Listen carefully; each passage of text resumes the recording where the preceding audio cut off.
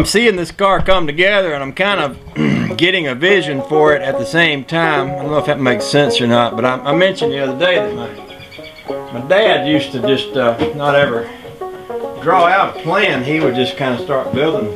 If he was making something, a barn or a shed or a house, he have everything in his mind what he wanted to do. And I guess he probably left some space to change things as he went along. I've been thinking a lot about the old Ford and what I'm trying to do with it, and you know, my thinking all along has been to have it be a driver. What I mean by that is, I know where there is one like this, where they've taken it off the frame and they have put all new suspension under it, and they put a late model engine and transmission in it, and they've got the body torn down into pieces and completely stripped and rust proofed, and oh, it's just altogether lovely. And it's been in pieces now for, I don't know, 3 or 4 years, and I don't know when it's going to be put back together. In fact, I know there's another one just like mine. Well, actually it's a 2-door like mine, and it's actually for sale for $12,000, and it's all stripped down, paint's off of it, everything like that too. But it's basically kind of in pieces, you know.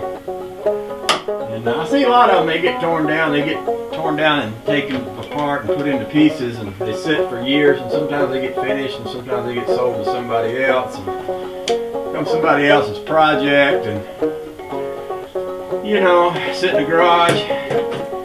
I just really wanted this one to be something that I'm going to drive all the way through the process, and you know what I mean by that is even with the roof taken out up in here, I want to be able to jump in and drive it, go to the car show, drive it to work, do stuff like that.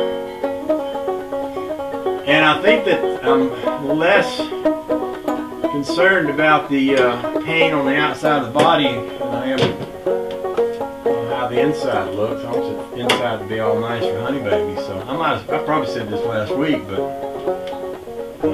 you know, I don't have the money to take this to a big shop and have them tear it apart and keep it in there for a year while they're redoing it and charge me $100 grand or something. And you know, as I think about it, there's a lot of guys out there that's got access to old cars, but they think, well, you know, boy, I'd love to restore one, but I can't afford it. And part of what I'm doing is part of what kids used to do all the time back in the old days. You know, you'd take what you got, and you take what you got to work with, and you'd make it as best as you can and make it to suit yourself.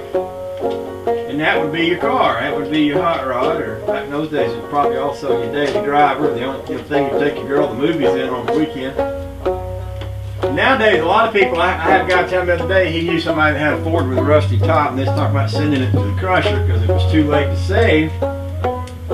And how, you know, the way I saved this one, the way I did this one kept it, you know, workable and kept it from facing a future like that. And I think there's some value in fixing an old car up, even if you can't make it perfect, and even if you don't, you know, you don't have to have that high dollar technology to make a car good for you and fun and drivable. You can take a car like this with old faded cracked up paint on it and drive it on the street. People will look at this thing a lot harder than they'll look at one that's been completely redone, because them completely redone cars are, you know, they're interesting, but somebody looks at one of them, they say, I could never have one of them.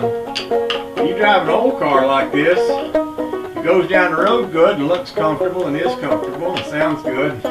It might have some rust on the fenders and such as that. People look at that and they say, you know, well, I wish I could find one of them. It looks like an old car that just still is going, and it looks really cool. It's just, you know, it gathers people's interest. I think sometimes a little bit more than them all new fancy fixed up cars. So it sure is a lot cheaper, and it's affordable, and it's something I can do on my own. So anyway, that's what I'm doing. I guess the reason I started talking about that is I want to encourage other kids or grown-up kids or whatever to don't be be afraid of taking on an old car. There's still a few of them out there, and they all need to be saved. And I'd rather y'all take them on and mess around with them, even if you can't do it like they do it on the fancy TV shows and all. But you'll still be saving a car, and you'll still be having some fun with it. All right, let's see what that other light looks like now. I'll turn my lights back on.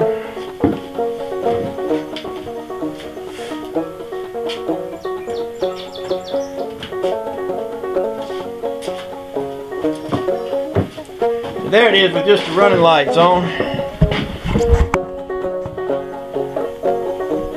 I think them look real nice. Then I'll go put my other blinker on. I don't know if maybe I can set the camera where you can see both sides.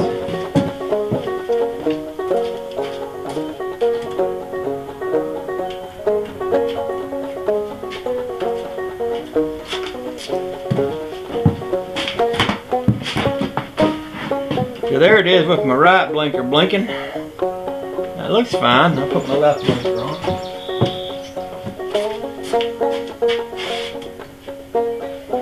There's my left blinker blinking.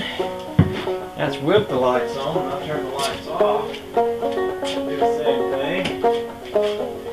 We got left blinker blinking. And we'll do right blinker blinking.